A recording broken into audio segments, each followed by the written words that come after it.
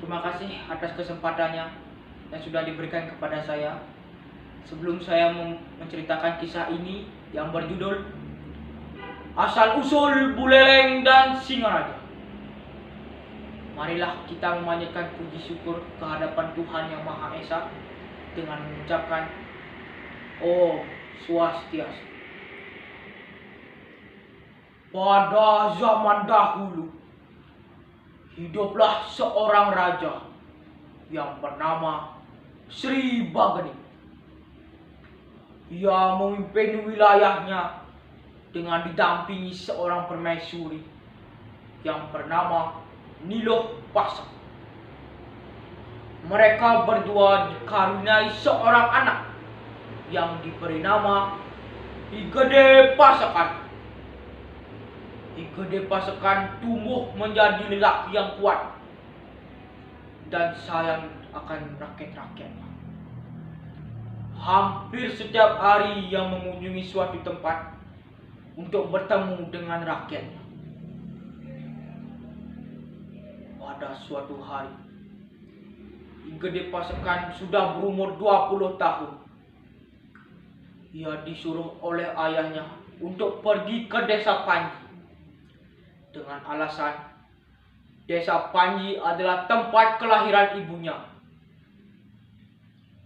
Sebelum I Gede Pasakan berjalan ke desa Panji, ayahnya Raja Sri Bageni memberikannya 2 pusaka, yaitu Keris Ki Baru Semang dan Tombak Ki Tunjung Tutur.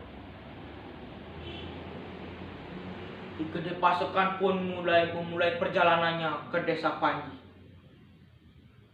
Sudah lama dia berjalan, ia pun beristirahat di bawah pohon yang besar hingga tertidur. Saat I Gede Pasakan tertidur, ada seorang raksasa yang mengawasinya dan membawa I Gede Pasakan ke puncak bukit.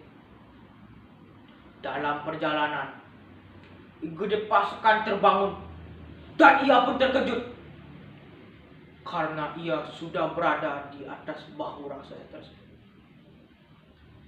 Tetapi I Gede Pasakan tidak takut dan malah bertanya kepada raksasa tersebut, "Wahai raksasa, mau bawa kemana aku?" Raksasa itu pun tidak mendengarnya dan terus berjalan. Sesampainya di puncak bukit, terlihat gunung di sebelah selatan dan laut di sebelah utara. Dan raksasa itu pun berkata, "Wahai pangeran, wilayah dari utara hingga ke selatan itu kelak akan menjadi wilayah kekuasaanmu." Setelah berkata itu, raksasa itu pun pergi menghilang. Lalu I Gede Pasakan pun mulai melanjutkan perjalanannya ke desa Panji dengan penuh rasa bimbang. Setelah sampai di desa Panji, ia pun berjalan-jalan menuju ke pantai. Setelah di pantai, ia melihat ada sebuah kapal yang sedang karam di antara batu karang. Lalu, nahkoda dari kapal tersebut menghampiri I Gede Pasakan, berniat untuk meminta pertolongan. Dan I Gede Pasakan pun bertanya kepada nahkoda tersebut, "Wahai Tuan, tampaknya kamu sedang gelisah. Apakah ada masalah?" Nahkoda itu pun menjawab, "Wahai nak, bisakah kamu menolongku? Kapalku sedang karam di antara batu karang dan semua penumpangku sedang berada di sana. Kalau kamu bisa membantuku, aku akan memberimu setengah hartaku kepadamu." Gede Pasakan pun menyanggupi hal tersebut. Lalu igede pasukan pun duduk bersila di atas batu dan menghadap ke arah kapal. Tak lama kemudian angin pun berhembus kencang. Ombak bergulung-gulung menuju ke arah kapal. Sedikit demi sedikit, kapal pun mulai terbebas dari batu karang.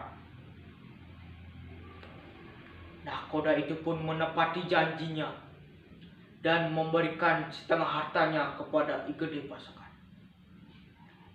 Sejak saat itu, igede pasukan menjadi orang yang sangat kaya dan bergelar I Gusti Ngurah Jelatik.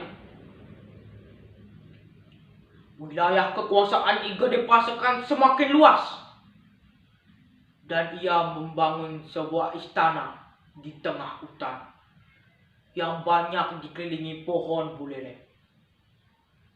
Sejak saat itu, wilayah tersebut diberi nama Kerajaan Buleleng.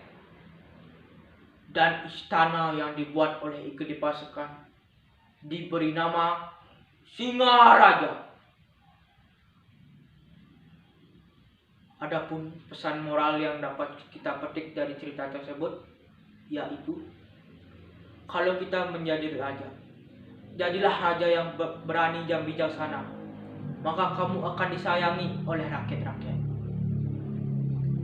Sekian cerita yang dapat saya sampaikan. Kalau ada salah kata, saya mohon maaf. Saya tutup dengan mengucapkan para mesanti. Om Santi Santi Santi Om.